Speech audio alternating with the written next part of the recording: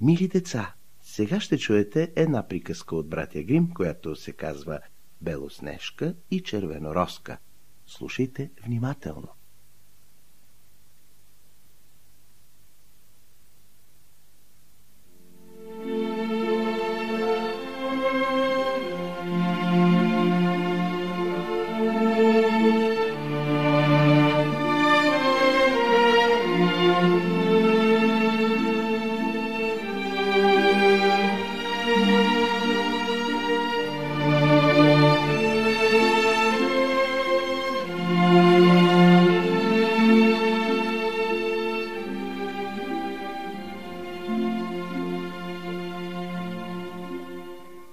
Една бедна вдовица живеела самотно в малка каштурка, а пред каштурката имало градинка, в която растели две розови храстчета.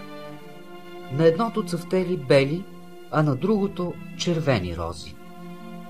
Вдовицата имала две деца, които приличали на двете розови храстчета. Едното се наричало Белоснежка, а другото Червенороска. Те били такива кротки и добри, такива работни и неуморни, каквито не е имало никога на света. Червенороска повече обичала да притка по полята и ливадите, да бере цветя и лови птички, а Белоснежка седяла вкъщи при майка си, помагала и в къщната работа или пък и четяла, когато нямали какво да вършат.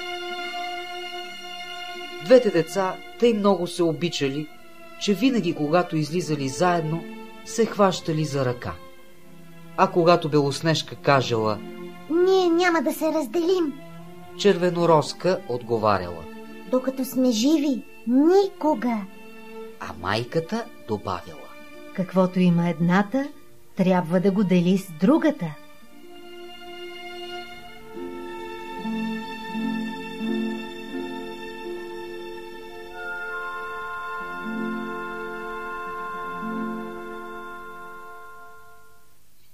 Често приткали те самички из гората и берели червени ягоди, а горските животни не им причинявали зло. Те доверчиво се приближавали. Зайчето ядяло зелеви листа от ръцете им, сърната пасяла до тях, еленът подскачал весело край тях, а птичките си стояли на клоните и им пеели най-хубавите си песни. Никаква беда не ги сполетявала. Когато закъснявали в гората и нощта ги заварвала там, те си лягали една до друга на мъха и спели, додето настанала сутринта, а майка им знаела това и не се тревожила за тях. Лете Червенороска се грижала за къщата и всяка сутрин, преди да се събуди майка им, тя излагала до леглото китка цветя. В китката имало по една роза от всяко храстче.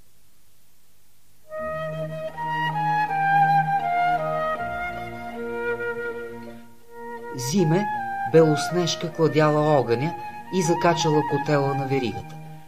Котелът бил от мед, но лъщял като злато, тъй хубаво бил изтрит. Вечер, когато завалявало сняг, майката казала: „Белоснежки, иди затвори вратата“. „Да, мамо“. А след това сядали край огнището, майката слагала очилата си и четяла гласно от една голяма книга, а двете момичета седели край нея, слушали и шиели. До тях на земята лежало козле, а на една люлчица зад тях стояло едно бяло гълъбче с глава под крилото. Една вечер, както си седели така,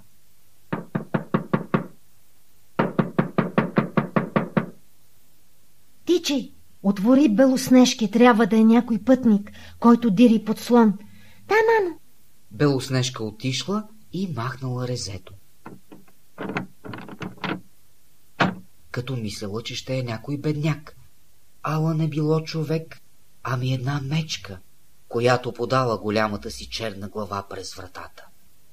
Белоснежка изпищяла и отскочила назад. Козлето изблеяло, гълъбчето хвръкнало, а Червенороска се скрила зад майченото си легло. Ала мечката проговорила и рекла: Не се плашете, няма да ви сторя зло. Аз съм съвсем премръзнала и искам само да се стопля малко при вас. О, клета мечко, легни до огъня. Гледай само да не си подпалиш кожуха. Белоснежки, Червенороски, излезте, мечката не ще ви стори нищо. Тя не мисли зло. Тогава двете сестрички се приближили полека-лека, дошли при мечката и козленцето и гълъбчето вече не се страхували от нея. Мечката рекла: Деца, отърсете ми малко кожуха от снега. Те донесли метла и изчистили кожуха на мечката, а тя се изтегнала доволна край огнището и весело замъркала. Скоро те съвсем свикнали и взели да си играят с Тромавата гостенка. Дърпали и козината, слагали кръчката си на гърба й, търкаляли я насам-натам, или пък вземали една лескова пръчка и уж я биели, а когато тя ревяла, те се смеели. На мечката било драго, та търпяла. Само когато попрекалявали, викала: Белоснежке, Белоснежке, стига смях и стига вик. Тук е твоят годеник. Годеник ли? Когато дошло време за сън и децата си легнали, майката рекла на мечката: Ти можеш да си лежиш тук до огнището. Тъй ще бъдеш запазена от студа и злия вятър. Бъди добре дошла. Щом се зазорило, двете деца пуснали мечката и тя по снега отишла в гората. От този ден мечката идвала всяка вечер в определения час, лягала си до огнището и оставяла децата да играят с нея, а те тъй свикнали, че вратата не затваряли, докато не дойде ларунтавата гостенка. Дошла пролетта и всичко навън се раззеленило.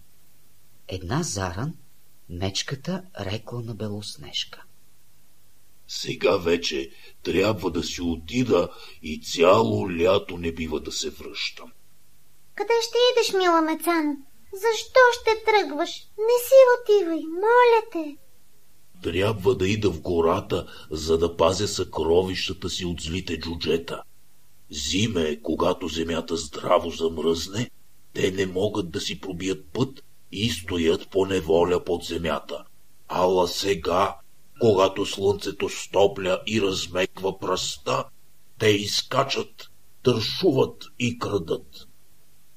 Онова, което влезе веднъж в ръцете им и в пещерите им, мъчно излиза вече на бял свят.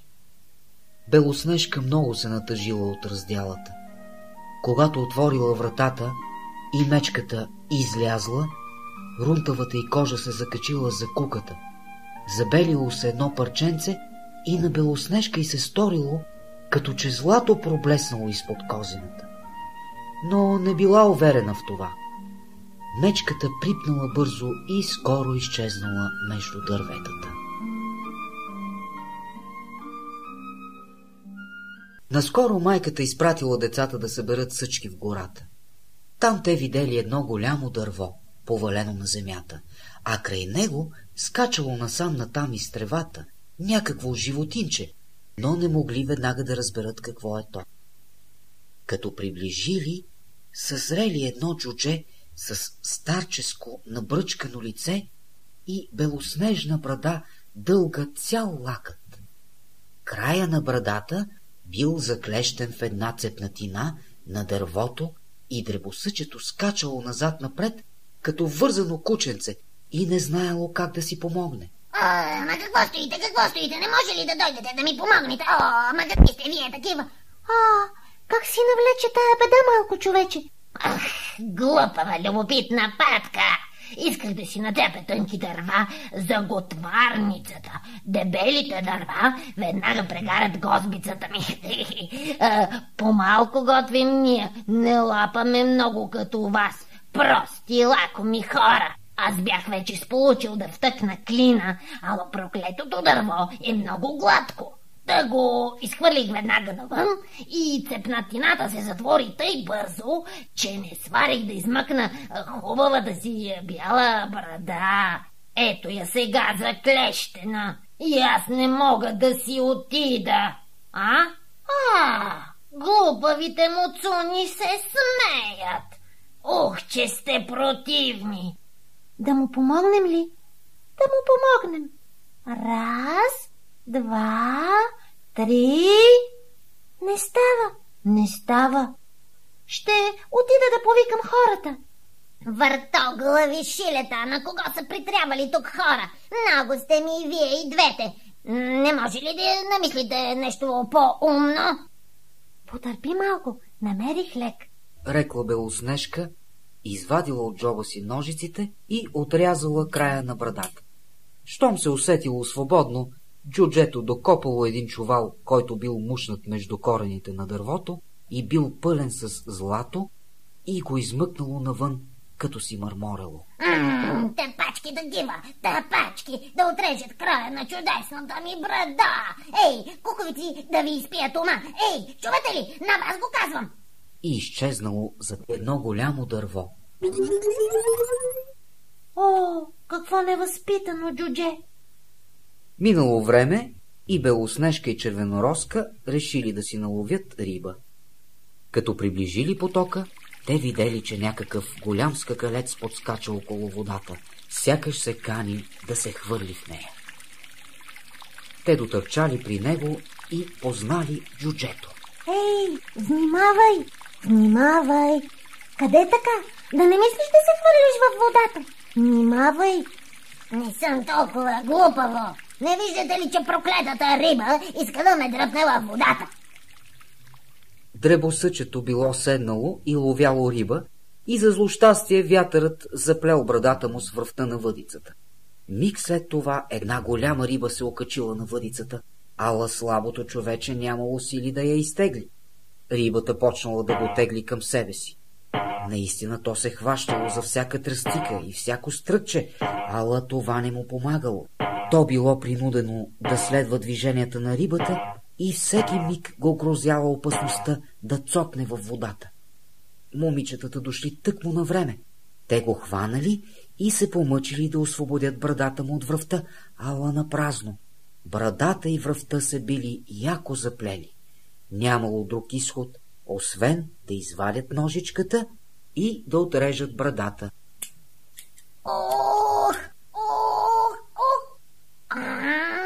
На какво прилича това, жаби недни? Да ми посрамите лицето. Не стига, дето ми подрязахте брадата отдолу, ами сега и окаслихте и най-хубавата част. Не мога вече да си покажа лицето пред моите братя. След това то взело една торба с бисери, която лежала в тръстиките, и без да каже дума повече, помъкнало я и изчезнало зад един камък. Случило се, че наскоро майката изпратила двете момичета в града да купят конци, игли, шнурчета и пандълки. Пътят им минавал през една поляна, осеяна с големи камъни. Там те съзрели една голяма птица, която се виела в небето.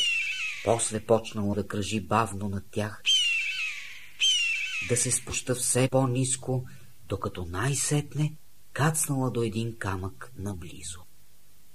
Веднага се раздал пронизителен жален писък.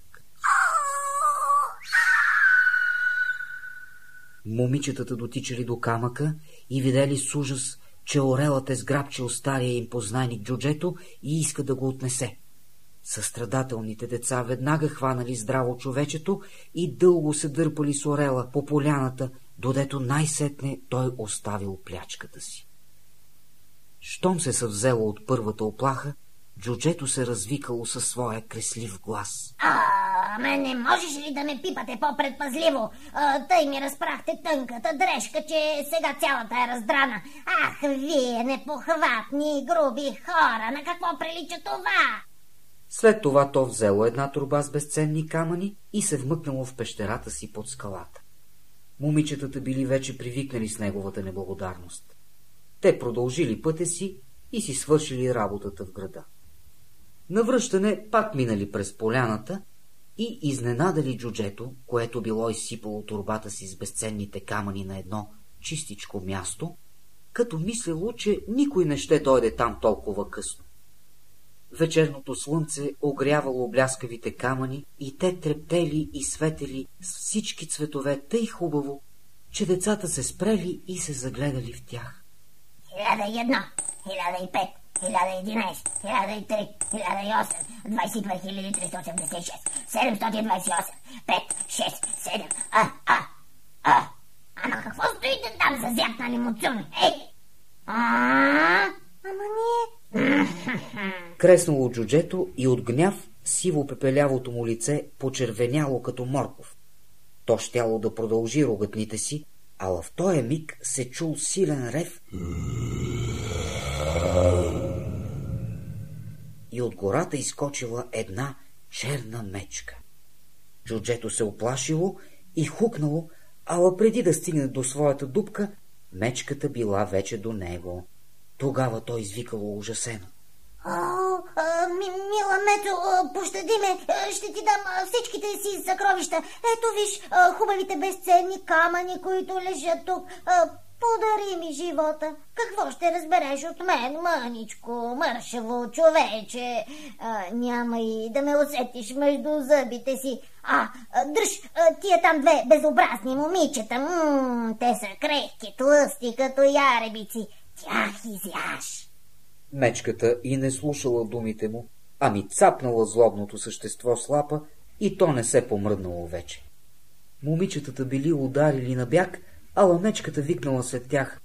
Белоснежке, червенороске, не се бойте, чакайте, ще дойда с вас.